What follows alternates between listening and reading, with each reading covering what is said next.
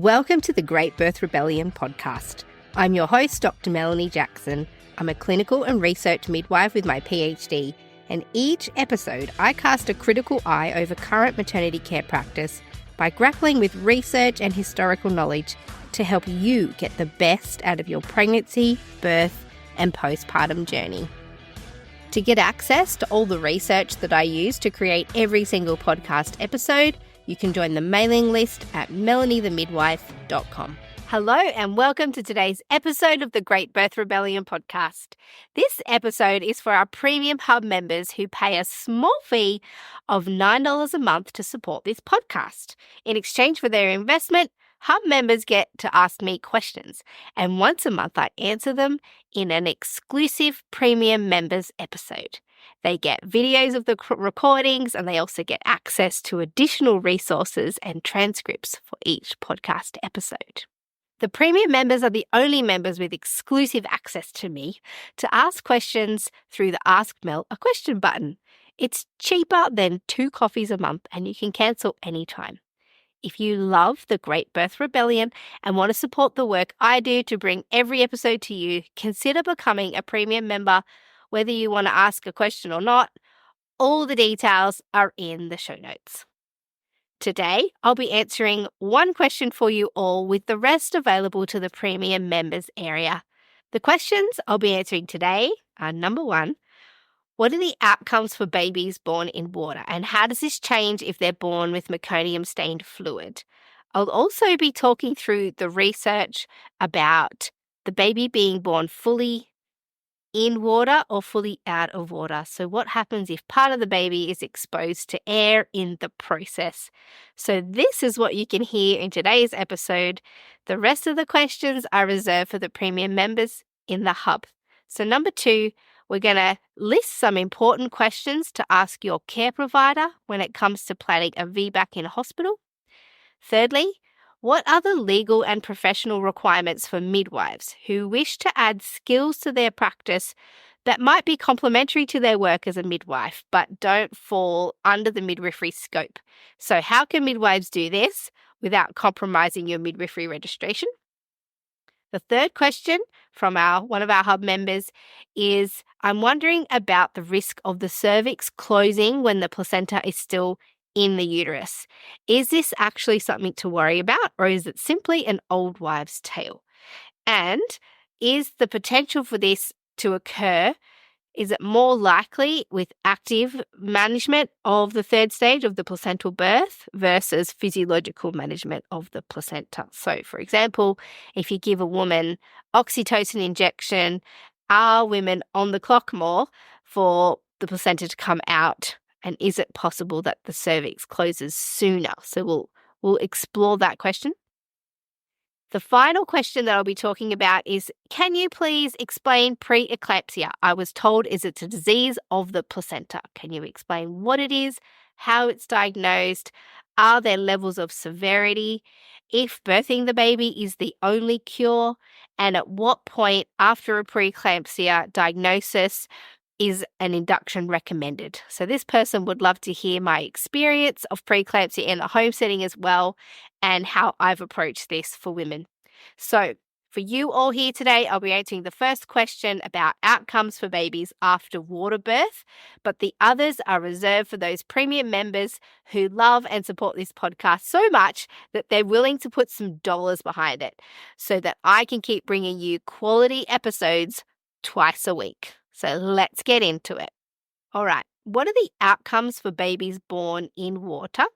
And how does this change if they're born with meconium-stained fluid? And this person also wanted to know some research about babies being born partly in and partly out of water. What happens if they're exposed to air? So let's get into it.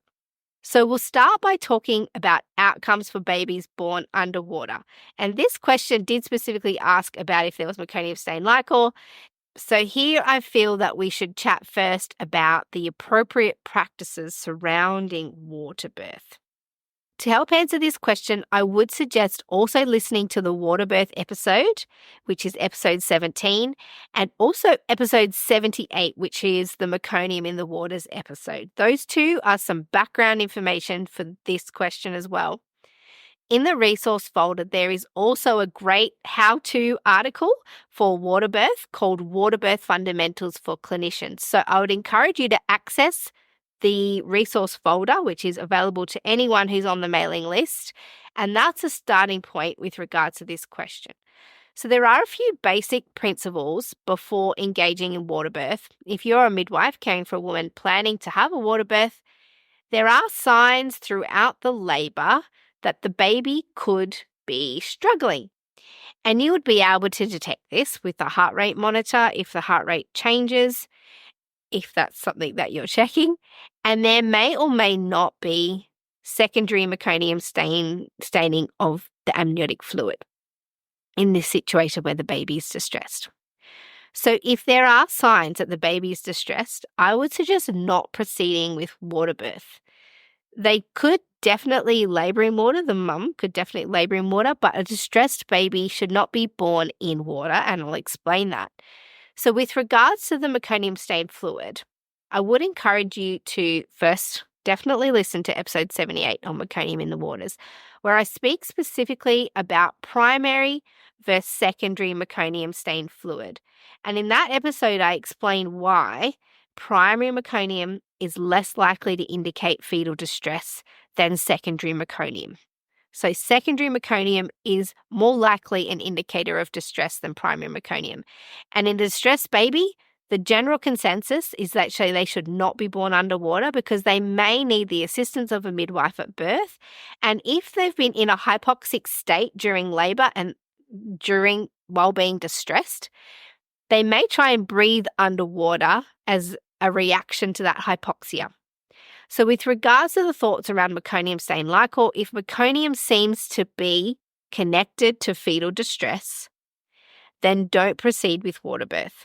But if there doesn't seem to be distress and it's more primary meconium where it's been there the whole time and it's thin, then it may be okay to proceed, in my opinion, but that's not what hospital policy says. So you've got to be careful about the workplace that you're at and your assessment of why this baby is experiencing meconium stain liquor.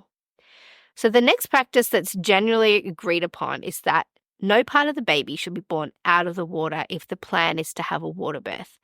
And the reason for this is that there are sensors on the baby's skin that tell it if it's in water or if it's on air. And if the baby's skin is submerged, the baby will not breathe underwater. That's how water birth is completely fine and safe. It's called the dive reflex, and it's a protective reflex, and it's sustained in the early months of the baby's life as well. But the problem is if part of the baby is born out of the water and the baby's skin senses air, then it might realize that it's okay to take a breath because it thinks it's on land, and it might attempt to breathe while it's born. And there is a great article in the resource folder that goes into this in a lot of detail, and it speaks about this being the dive reflex. So for further details about the physiology of how this works, your search terms could involve searching the dive reflex, or you can have a look at the article in the resource folder called To Breathe or Not to Breathe. It's really detailed, but it'll explain why it's important that they are born fully in the water. So with regards to the outcomes for water birth for babies, the research indicates that for babies born underwater, the outcomes are comparable to those born in water. There don't appear to be additional risks for babies who are born underwater, and you can see the studies that I use to make these conclusions, again, in the resource folder. And if you follow the basic guidelines around not birthing in water with diagnosed fetal distress and having them born completely underwater, then there shouldn't be worse outcomes for babies born in water. Again, there are a stack of resources to support my ideas around this that you can see in the resource folder. So in summary, if you're planning a water birth or if you're a midwife caring for a woman who's having a water birth, then theoretically, if the baby is distressed, and they've got meconium-stained liquor because of their distress, and they're born underwater, they may override the dive reflex, which stops them from gasping underwater. A baby that's hypoxic will potentially try and breathe before hitting the surface of the water, which is why we don't recommend women give birth in water if the baby is showing signs of distress. Now, there are two types of meconium. There's primary meconium, which could be thin or thick, and there's secondary meconium, which could be thin or thick. Secondary meconium occurs during labour where there was previously clear liquor, and then throughout the labour there's been a change, and suddenly or unexpectedly the water changes to meconium. So in episode 78, with the meconium in the waters episode, I spoke about how it's more likely that primary meconium-stained liquor, where the water breaks and it was always meconium-stained, that's thin, is less likely to be a sign of fetal distress than secondary. So it's about you diagnosing as the midwife, is this baby in distress, and is the baby experiencing meconium-stained liquor because of distress? If it is distressed, that's not the time for water birth, because you could risk the baby overriding the dive reflex and attempting to take a gasp after being born if they're under the water. And in regards to the question of should the baby be born completely in the water if they've previously had exposure to air, the answer to that question is yes. Even though the policies in the hospital say, yes, the baby should be completely born underwater, I do believe that that's an evidence-based suggestion and that we would ideally adhere to that. So if part of the baby's head is already born, I wouldn't recommend getting in the water then. If the head's already starting to come out and there's a part exposed to air, it's time to proceed with a land birth instead of a water birth. That's the answer to that question for today. The rest are in the Premium Members Hub for all those Premium members. If you want to get answers to the other questions that I mentioned earlier in this podcast, feel free to join us in the Premium Members Hub. All the details are in the show notes below. It's only $9 a month. You can join for 1 month or more and cancel anytime. It gives you access to the Ask Mel a Question button, to all of the other backlog of previous Hub episodes, and every person who invests in the Premium Hub directly contributes to the success of this podcast. I will see you in next week's episode. Thanks for being here. To get free access to all the research that's used to create each podcast episode, you can join the mailing list at melaniethemidwife.com, or you can join our Members Hub and financially support the work of this podcast.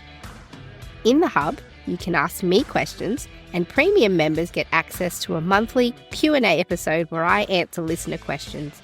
You'll also get episode transcripts and additional resources for each podcast episode. All the details are in the show notes.